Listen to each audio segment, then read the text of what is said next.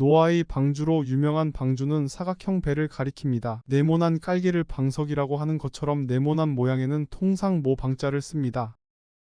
노아의 방주는 항해용이 아닙니다. 속도를 내기 위한 뾰족한 배는 불필요합니다. 물 위에 떠있기만 하면 됩니다. 그리고 지구상의 모든 동물 한 쌍씩을 다 태워야 합니다. 그래서 공간 효율성이 가장 큰 방주형 배가 선택된 것입니다. 한 번 실수는 병가지 상사다. 이 말은 누군가 실수를 하면 주변에서 한마디에서 위로해주는 말입니다. 실수를 많이 하면 문제지만 한두 번의 실수는 누구나 하는 것이니 아무런 문제가 되지 않는다는 당연한 이야기입니다. 병가지 상사는 승패 병가지 상사를 줄인 고사성어입니다.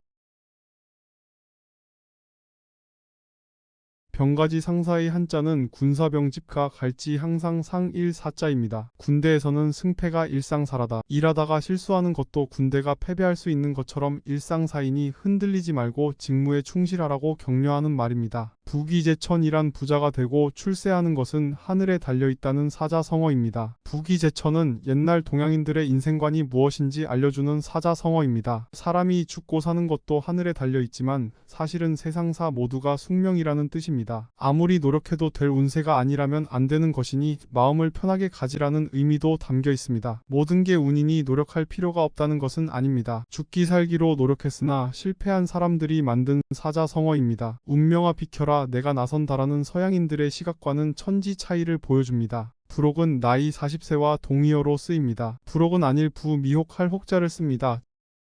즉 불혹은 미혹되지 않는 나이입니다. 불혹은 공자가 노년에 이르러 자신의 인생을 돌아보면서 내 나이 40세에 이르니 미혹되지 않았다라고 말한 데서 유래했다는 사실은 널리 알려진 사실입니다. 이제 막 나이 40이 된 사람이 나 이제 불록이야 흔들리지 않는 나이야 라고 자연스럽게 말들을 합니다. 주변에서도 이제는 흔들리지 않는 나이가 됐다고 격려해주기도 합니다. 현실은 나이 40은 오히려 가장 미혹됨이 많은 나이입니다. 또 심적 동요가 가장 심한 나이이기도 합니다. 진정한 불혹은 공자와 같은 성인의 경지에서나 가능한 이야기입니다. 40세가 되었으니 불혹하려고 노력하는 것은 좋지만 단정 짓는 것은 좀 그렇습니다. 사람의 인격은 나이를 먹는다고 해서 자동으로 업그레이드 되지는 않습니다. 끊임없는 자기 성찰과 남을 위한 배려심이 있는 사람이라면 이 30대의 젊은 나이에도 원숙한 인격자가 될 수 있지만 그렇지 않은 사람은 나이가 70, 80이 되어도 그저 철부지일 따름입니다.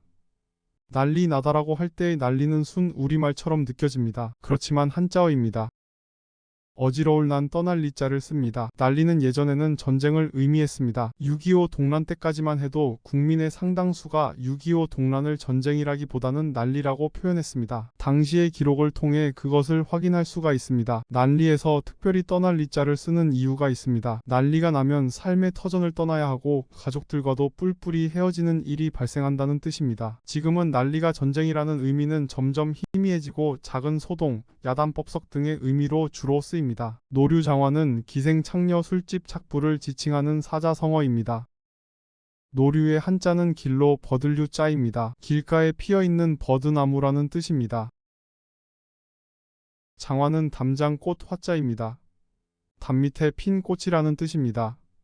길가에 있는 버드나무와 담장 및 꽃은 누구나 함부로 꺾을 수 있습니다. 화류계 여성을 낮잡아보는 의도가 다분히 담겨 있습니다. 노류장화는 14세기 명나라의 유명 소설 전등신화에 처음 나온 이후 중국인들에게 널리 회자되어 지금까지 이어지고 있습니다. 화류계는 외정시대 초기 한국의 유곽이 처음 생기면서 일본에서 들어온 말입니다. 그러나 일본에서 처음으로 만들어낸 말은 아닙니다. 오리지널은 중국입니다. 중국에서는 오래전부터 유흥업소 혹은 홍등가의 여성을 지칭할 때면 반드시 꽃이나 버들가지에 비유했습니다. 노류장화라는 사자성어가 중국인들의 이런 시각을 잘 말해줍니다. 나중에 일본에도 공창이 생기면서 이 화류라는 단어를 수입해다가 화류계라고 불렀습니다. 직영 개자를 하나 더 집어넣은 것입니다.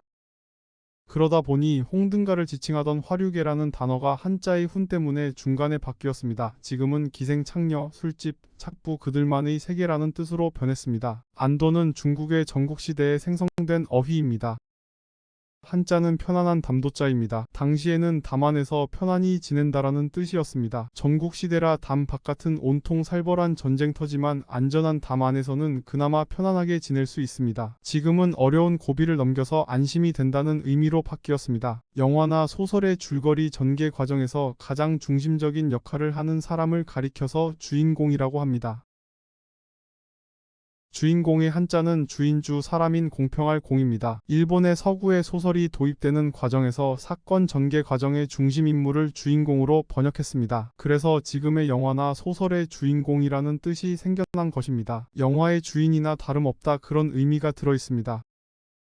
주인공은 원래 불교 용어입니다. 불교 중에서도 선불교에서 쓰는 용어인데요. 주인공이란 참선을 통해 득도한 사람을 일컫습니다. 득도란 부처의 경지입니다. 주인공이 불교 용어이긴 하지만 불교에서 완전히 새로 만들어낸 단어는 아닙니다. 기존의 주인이란 한자에다가 경칭인 공을 붙인 후 해석을 새롭게 한 경우입니다. 공은 단순한 경칭이 아닙니다. 고대 중국에서는 왕에게나 붙이는 호칭입니다.